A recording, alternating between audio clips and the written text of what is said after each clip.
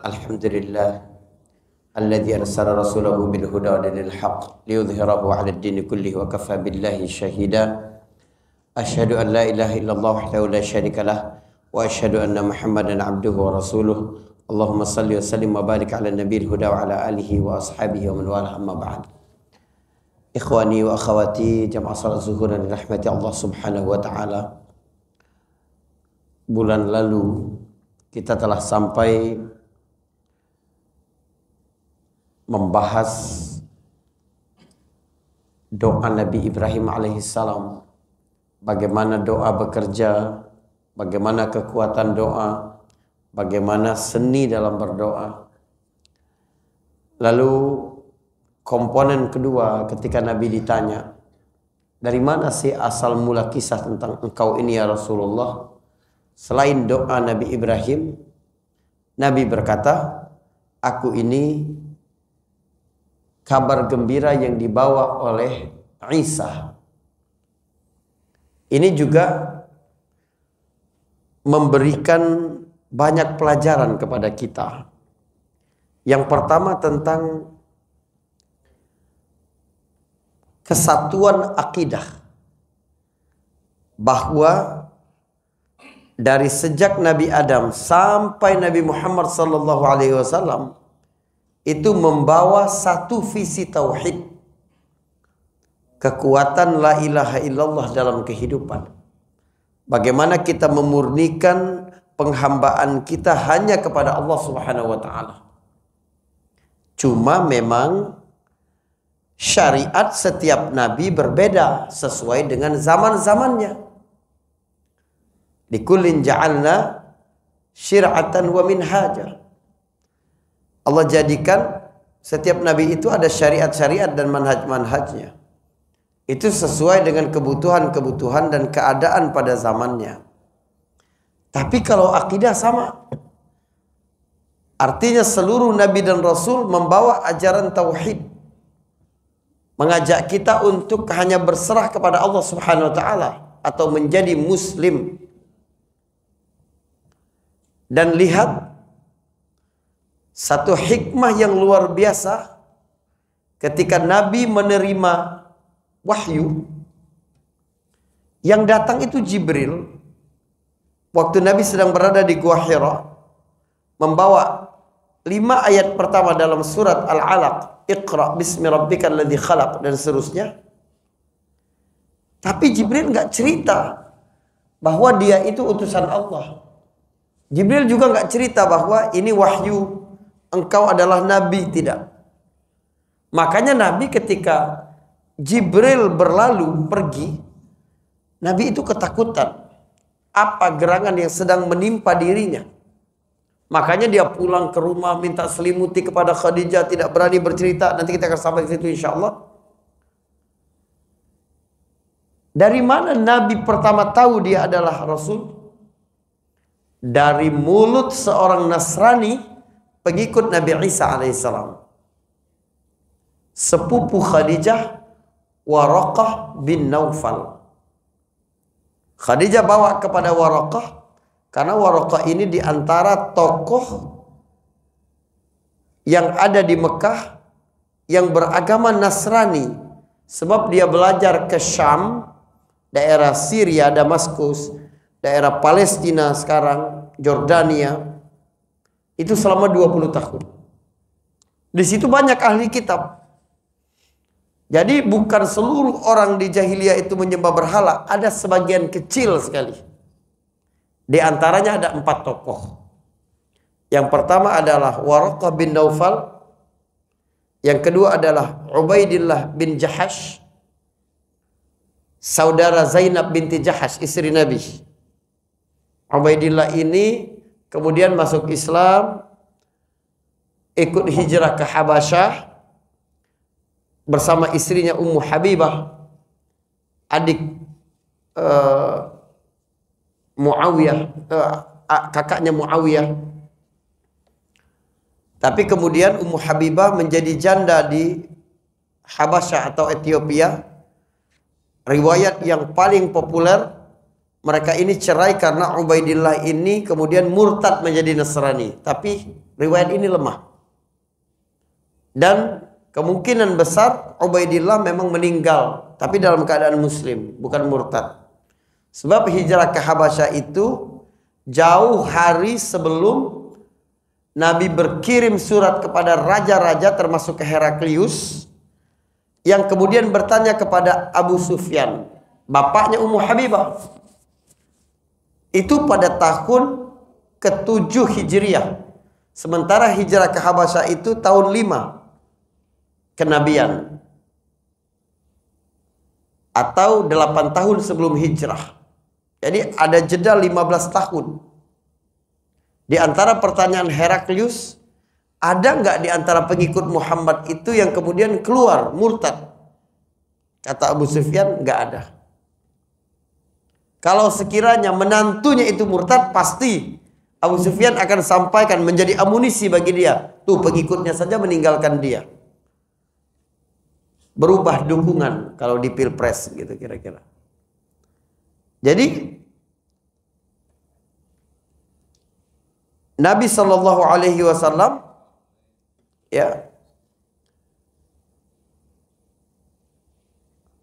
baru tahu bahwa dia adalah utusan Allah dari mulut Waraqah. Selain Waraqah tadi Ubaidillah bin Jahash, ada lagi Utsman bin al-Huwairis, ada lagi Zaid bin Amr. 4 orang ini orang-orang bijaksana di Mekah. Sebelum Nabi diutus, mereka itu sama-sama memandang praktek ibadah orang-orang Quraisy di Ka'bah itu. Mereka lihat mustahil ya, ajaran Nabi Ibrahim itu menyuruh kita yang begini-begini. Ya udah, kita belajar. Kamu pergi ke timur, kamu ke barat, kamu ke selatan, kamu ke utara, cari belajar agama yang benar. Nanti kita akan pulang sama-sama diskusi mana agama yang benar itu. Waraqah bin Naufal ini belajar ke Syam 20 tahun, pandai Alkitab. Jadi waktu Khadijah membawa Nabi ke rumah Waraqah, ceritakan apa yang terjadi, kata Khadijah. Nabi pun bercerita. Waraqah tahu kisah itu. Kata Waraqah, kalau anak pamanmu ini benar ceritanya, maka dia adalah Rasul umat ini. Jadi Nabi baru tahu bahwa dia adalah Rasulullah dari mulut seorang Nasrani, sebagai simbol kesinambungan dakwah, bahwa yang dibawa Rasulullah itu bukan sama sekali baru, tapi sudah ada dari ajaran-ajaran Nabi sebelumnya. Waraqah bin Naufal setelah kejadian itu, pertemuan itu, tidak lama meninggal dunia karena umurnya juga sudah tua, udah hampir 90. Seolah-olah Allah sengaja menahan usia Waraqah ini karena ada satu misinya yang belum tuntas, berjumpa dengan Nabi terakhir dan memberitahu dia bahwa dia adalah Nabi. Maka Waraqah ini dalam hitungan orang yang beriman. Nabi bermimpi tentang Waraqah ini, mimpi bagus. Waraqah menggunakan pakaian putih dan itu adalah pakaian ahli surga. Jadi kalau kita mimpi salah satu dari anggota keluarga yang sudah meninggal, wajah cerah, pakai baju putih, insya Allah tanda baik itu. Ya, tapi harus tetap dilihat keadaan dia ketika di dunia, kebaikannya, kesalehannya. Sebab mimpi bisa dari setan untuk memfitnah manusia. Jadi ada orang yang ahli syirik misalnya, kemudian meninggal dunia, setan ingin mempengaruhi keluarganya tetap dalam kesyirikan. Setan datang dalam mimpi menyerupai ahli keluarganya itu pakai pakaian putih bagus apa. Berarti nggak salah dong bapak kita dulu, nggak salah dong kakek kita dulu. Tuh aku mimpi begini-begini. Setan bisa datang begitu. Jadi hati-hati. Lalu Nabi berkata, aku juga mimpi ibuku Aminah. Aminah bermimpi ketika dia lagi hamil, keluar cahaya dari dalam tubuhnya itu menerangi sampai ke Syam. Dan memang negeri pertama yang didakwahi Nabi di luar Mekah yang beriman kepada Nabi itu ke arah Syam. Sebab di Taif Nabi berdakwah tidak ada seorang pun yang beriman pada waktu itu. Ini mimpi. Mimpi ini, teman-teman sekalian, adalah sesuatu yang ajaib ya. Rasulullah kalau habis sholat subuh, itu wiridnya tidak lama, ngadap ke para sahabat tanya, siapa mimpi tadi malam? Lalu Rasulullah menerjemahkan, menakwilkan mimpinya. Karena ada mimpi-mimpi benar dari Allah Subhanahu wa taala. Di antara tanda dalam diri Nabi sebelum dia menjadi Rasul, dia itu dianugerahi oleh Allah ar-ru'yah as-sadiqah, atau mimpi yang benar. Isyarat apa yang bakal terjadi sesungguhnya dibocorkan melalui mimpi. Tapi hati-hati, sebab mimpi yang sama bagi orang yang berbeda artinya bisa berbeda. Baik.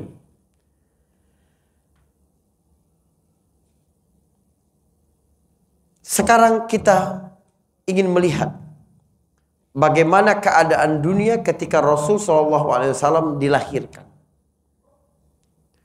Di dunia ketika itu terdapat dua kekuasaan besar. Di timur ada Persia, di barat ada Romawi.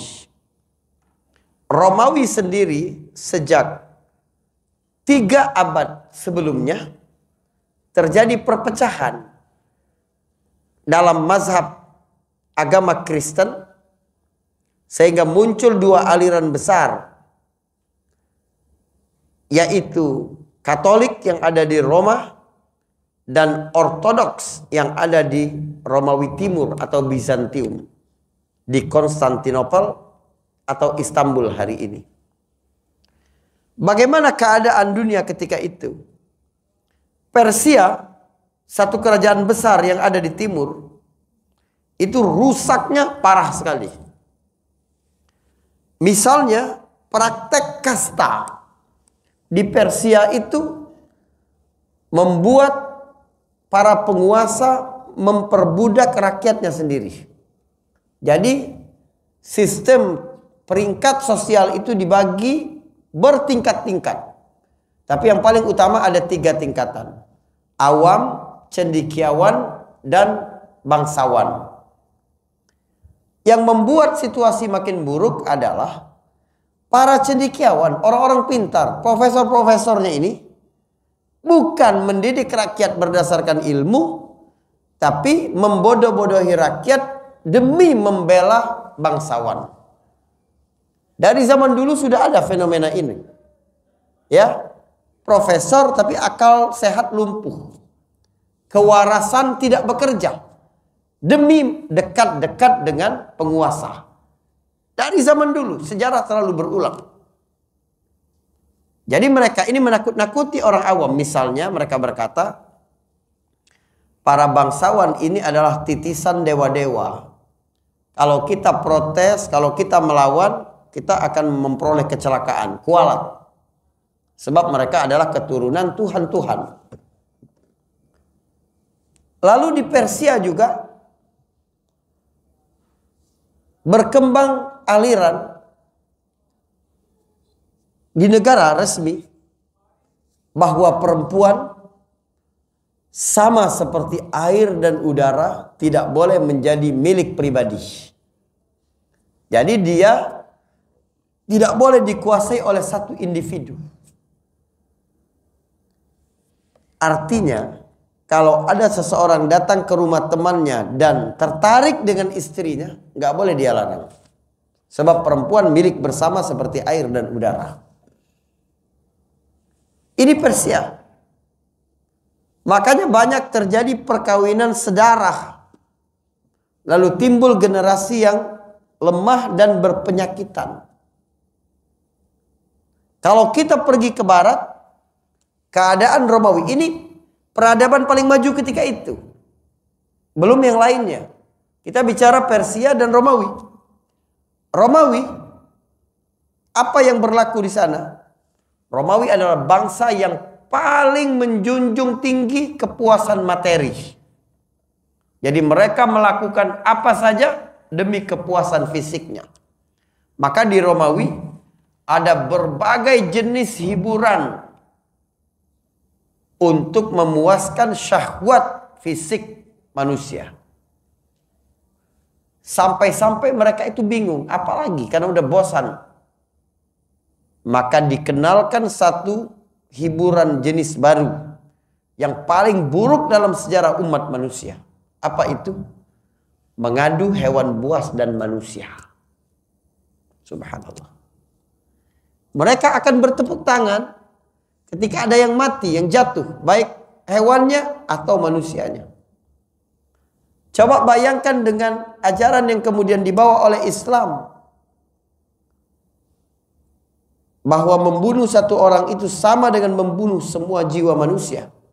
Menghidupkannya seperti menghidupkan semua manusia. Annahu man qatala nafsan bighairi nafsin aw fasadin fil ardi faka'annama qatala an-nasa jami'a wa man ahyaha faka'annama ahya an-nasa jami'a. Surat Al-Maidah ayat 31 atau 32 itu. Subhanallah. Di bumi yang lain, hal yang lain yang terjadi praktek di Romawi adalah pajak. Pajak itu sangat tinggi. Ya, itu diantara ciri kehancuran satu bangsa dan peradaban kalau semuanya dipajakin dan pajaknya tinggi. Karena itu menyengsarakan sekali. Biaya menikah juga sangat mahal. Sehingga perzinahan merebak di mana-mana. Ajaran keagamaan mereka diubah, disembunyikan, dipalsukan. Itu yang terjadi di Romawi. Tempat-tempat lain di Eropa Barat misalnya, para cendekiawan masih beribut bertengkar. Apakah perempuan itu manusia seperti laki-laki atau hewan? Itu di Eropa Barat. Di Jazirah Arab, orang-orang merampok, membunuh untuk hal-hal yang sepele.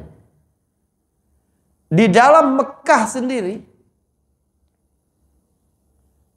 terjadi praktek membunuh anak perempuan hidup-hidup. Ya, menguburkan anak perempuan hidup-hidup. Atau membunuhnya karena dianggap menjadi sumber aib. Maka wajar Nabi Sallallahu Alaihi Wasallam mengingatkan kita tentang keadaan dunia ketika itu. Nabi bersabda, wa innallaha nazara ila ahlil ardi famaqatahum arabahum wa ajamahum illa baqaya min ahlil kitab. Dan sesungguhnya Allah memandang penduduk bumi, lalu Allah murka kepada semua mereka, kecuali sebagian sisa sedikit dari ahli kitab. Artinya ahli kitab pun kebanyakan dimurkai oleh Allah karena mengubah agama mereka dan menyembunyikan kebenaran. Orang-orang ahli kitab tentang kedatangan Nabi SAW mereka sudah tahu. Tapi mereka menyembunyikan itu. Banyak sekali kita dapati keterangan-keterangan tentang itu. Bahwa ciri-ciri Nabi terakhir, negerinya, keluarganya, sampai calon istrinya, itu ada dalam ajaran mereka. Huyai bin Akhtab, seorang tokoh Yahudi, tinggal di Madinah. Dia punya saudara namanya Yasir bin Akhtab yang lebih mengerti tentang Alkitab. Satu hari Yasir ini datang ke rumah Huyai. Dia perhatikan anak perempuan kecil Huyai bin Akhtab namanya Safiyah. Bang, kira-kira gitu dia bilang. Anak abang ini ciri-cirinya seperti ciri-ciri istri Nabi yang terakhir. Betapa bahagianya Huyai. Semoga benaran ini. Berharap dia bakal jadi mertua Nabi. Tapi orang-orang Yahudi dari dulu itu beranggapan bahwa Nabi itu pasti dari kalangan mereka. Sebab sebelum-sebelumnya selalu dari Bani Israel. Tidak ada sama sekali dari keturunan Ismail yang kemudian menjadi anak keturunan Arab. Maka dia didik dengan baik, dia perhatikan lebih daripada anak-anaknya yang lain. Sampai ketika masa Nabi hijrah ke Madinah, terkejut dia. Lah, ini kok orang Arab yang jadi Nabi. Dia panggil Yasir, saudaranya tadi. Tuh, orang Arab yang ngaku Nabi sudah datang. Coba kita datangin dia. Kamu tahu, benar gak ciri-ciri yang kamu ketahui itu mirip dengan ada yang ada pada dirinya? Maka pergilah dua orang saudara ini menemui Rasulullah.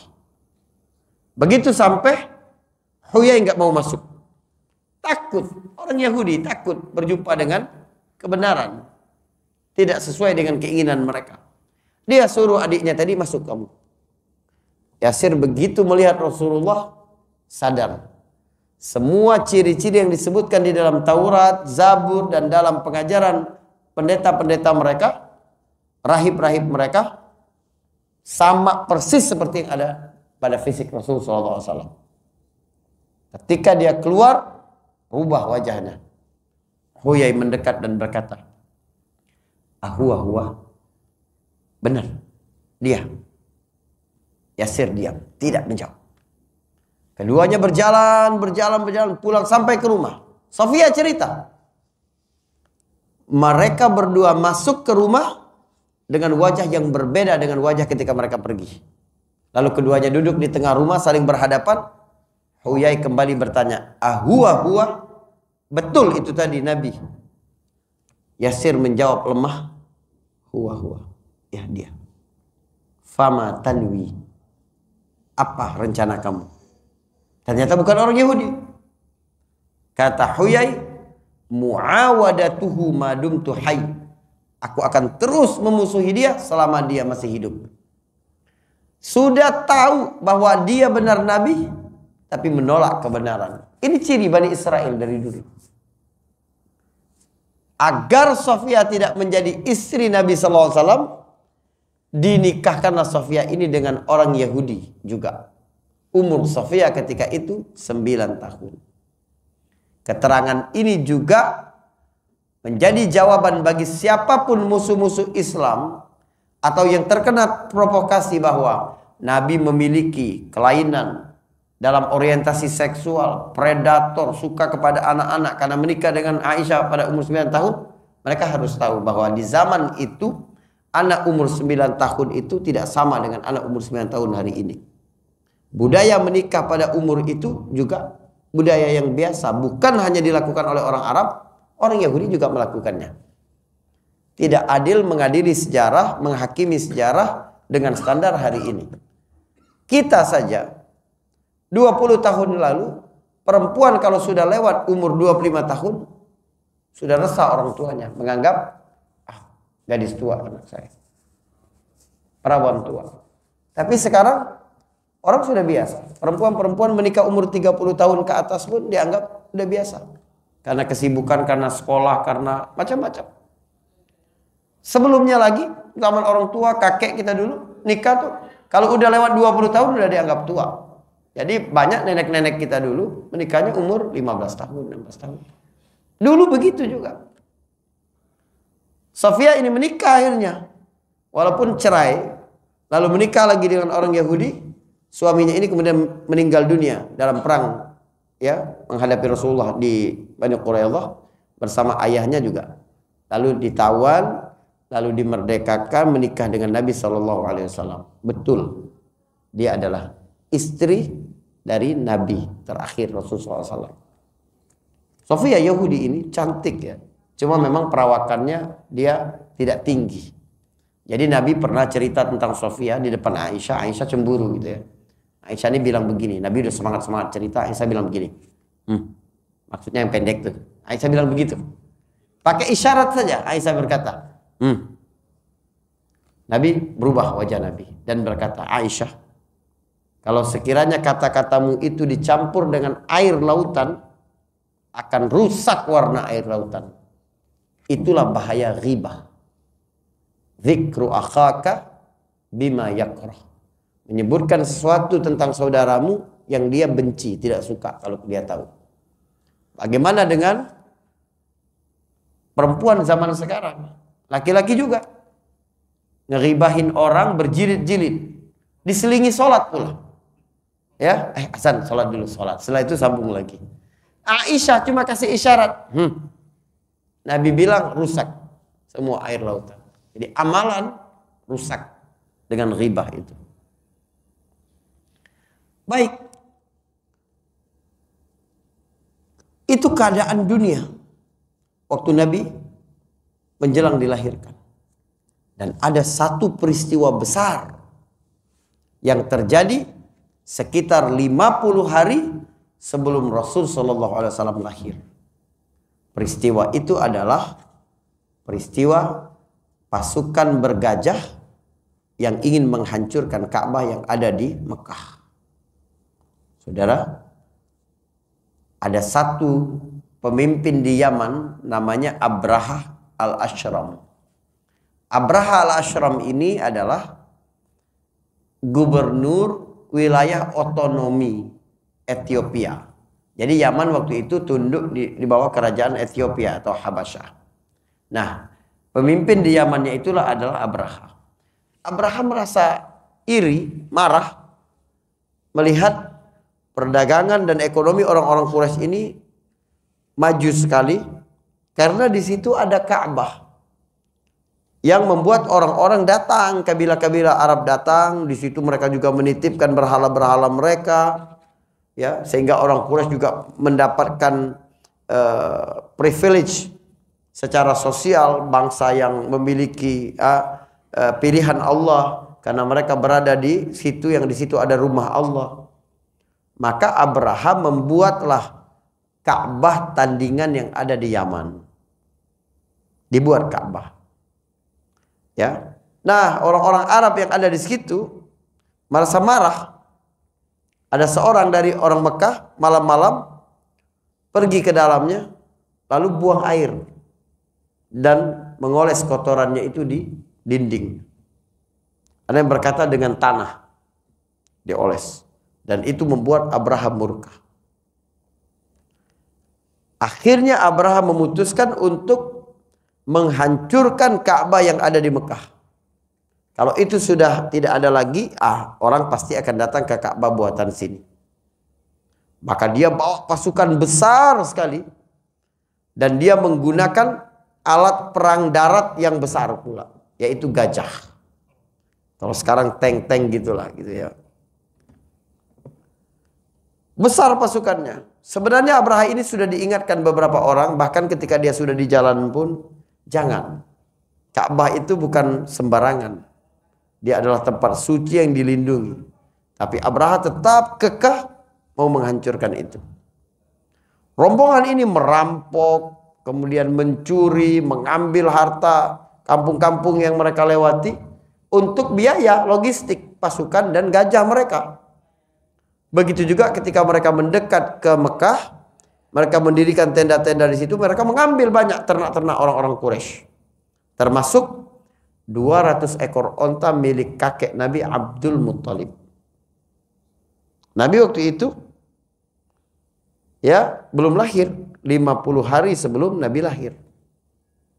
Abraha utus seseorang untuk memanggil siapa tokoh yang kalian pilih untuk melakukan pembicaraan.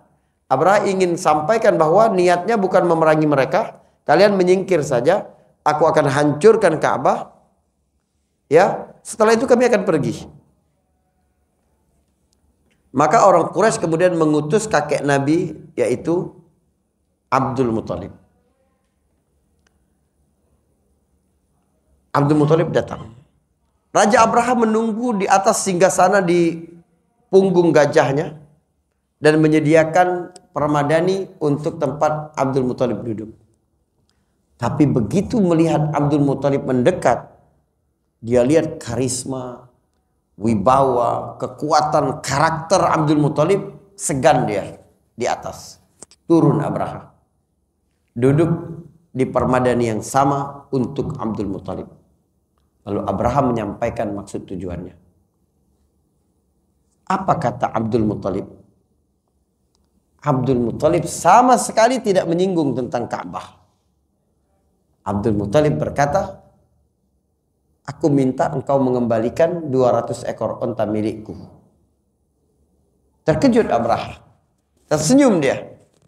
Abraha berkata, aku turun ke bawah dari singgasanaku karena segan melihat karismamu.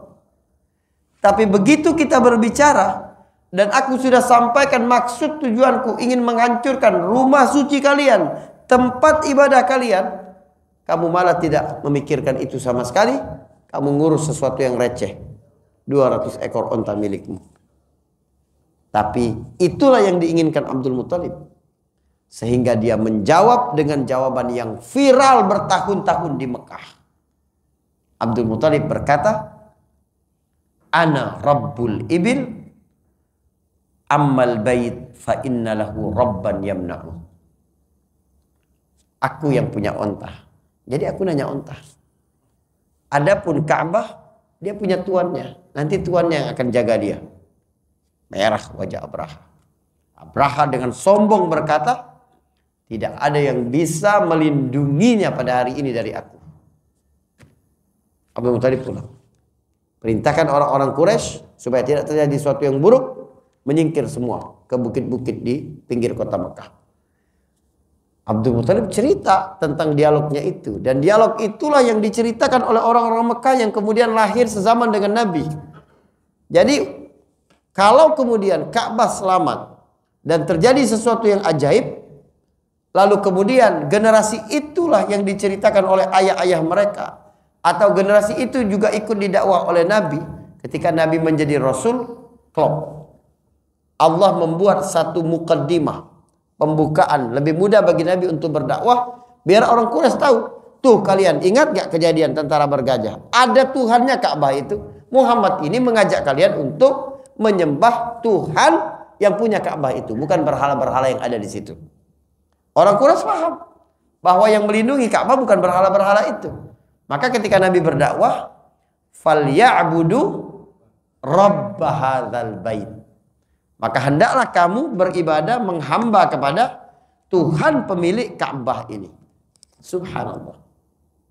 Bagaimana Allah mengatur kesiapan, ya, harmonisasi peristiwa demi peristiwa sebelum Nabi benar-benar berdakwah mengajak manusia kepada tauhid.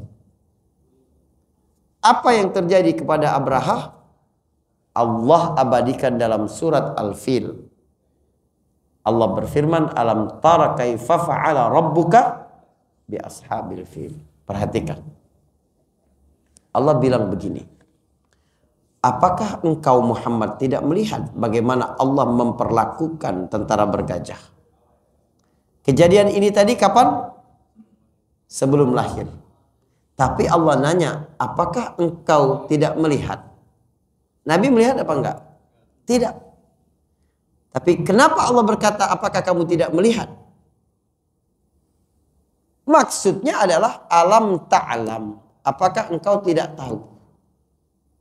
Tapi kenapa Al-Quran tidak gunakan kata alam ta'lam, tapi menggunakan alam tarah? Sebab pengetahuan yang datang melalui wahyu, kabarnya dari Allah, kabarnya dari Rasul, bagi orang mukmin sama meyakinkan seperti dia melihat langsung kejadian itu. Antum percaya nggak di meja ini ada gelas? Percaya. Kenapa percaya? Melihat. Pengetahuan indrawi paling kuat itu mata. Dia mengalahkan telinga.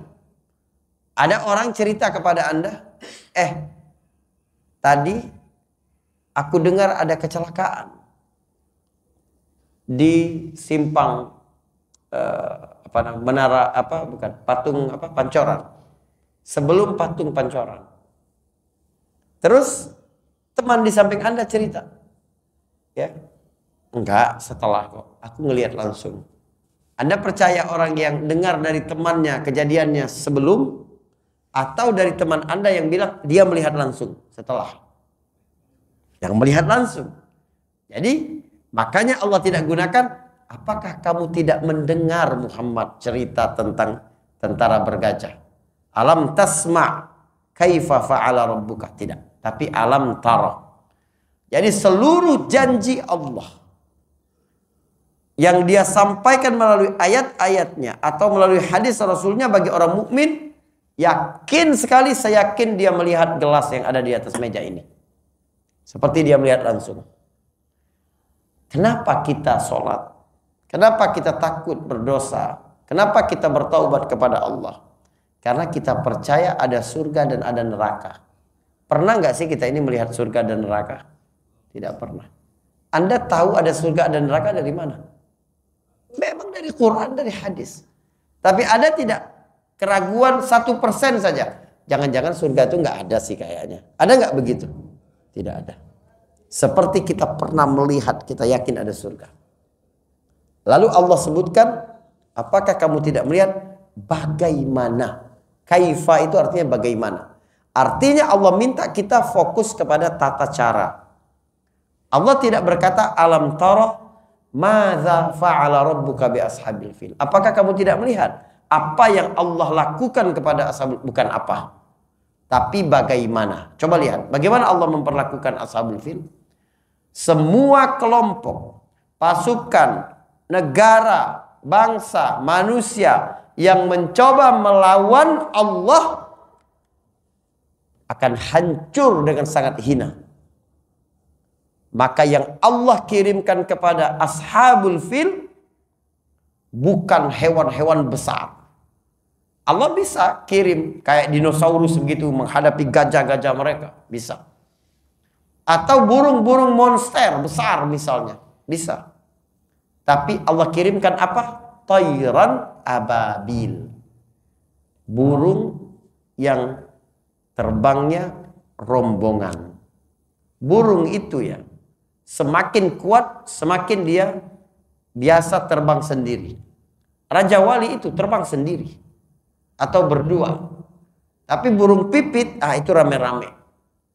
Jadi yang Allah kirimkan itu burung-burung kecil, bukan burung-burung besar. Makanya Allah sebut usaha yang dilakukan oleh Abraha ini sebagai makar, tipu daya. Alam yaj'al kaidahum. Kaidun itu artinya makar. Perlawanan itu ada dua macam. Kalau kekuatan seimbang, dia disebut muwajahah, konfrontasi. Tapi kalau tidak seimbang, itu melalui tipu daya, makar. Karena nggak bisa melawan langsung. Abraha dengan seluruh pasukannya yang besar mengendarai gajah, Allah sebut bukan muwajahah, tapi kaidun. Sekuat apapun kamu, kalau melawan Allah, tidak ada artinya bagi Allah. Maka Allah kirimkan burung-burung kecil saja. Dan begitulah nasib orang-orang yang sombong, pelaku kezaliman di dunia ini. Insya Allah ini berlaku kepada bangsa yang merasa kuat, didukung oleh negara adidaya, berbuat semena-mena kepada saudara kita di Palestina. Bagi Allah mudah sekali. Nasib Namrud berakhir dengan seekor lalat saja. Allah nggak kirim harimau besar, enggak. Lalat. Allah ingin kasih tahu, kalau kamu ngelawan Allah, Allah bisa ngabisin kamu dengan cara yang paling hina. 2 hari Namrud itu lalat terus gitu sampai dia pusing gimana cara ngusirnya. Hingga akhirnya masuk ke hidung dia dan memakan saraf-saraf di otaknya dan dia meninggal dunia. Fir'aun akhir kehidupannya air. Padahal air harusnya menjadi sumber kehidupan. Begitu juga ashabul fil. Faja'alahum tarmihim bihijaratin min sijil. Yang melempari mereka dari tanah-tanah sijil. Sijil itu artinya sudah ditulis, dicetak. Nama-nama karyawannya itu korbannya itu sudah ditulis. Jadi di batu-batu itu nggak mungkin meleset, udah ada namanya. Netanyahu, Sharon, misalnya gitu misalnya ya. Jadi udah ada semua itu. Nah, kejadian inilah yang menjadi pembuka kejadian peristiwa sebelum Rasul Shallallahu Alaihi Wasallam dilahirkan. Pada satu hari di hari Senin bulan Rabiul Awal tahun gajah itu Rasulullah SAW dilahirkan. Waktu itu ayahnya sudah wafat. Sebab Abdullah tidak lama setelah menikah dia harus kembali bekerja. Dia pedagang. Pergilah ke Syam. Dalam perjalanan dagang itulah dia meninggal dunia. Jadi Abdullah berpisah dengan Aminah itu mungkin baru menikah 2 bulan atau 3 bulan. Jadi kemungkinan besar Abdullah ketika pamit kepada istrinya itu, dia juga tidak tahu bahwa di rahim istrinya sedang ada janin manusia paling mulia sesemesta ini.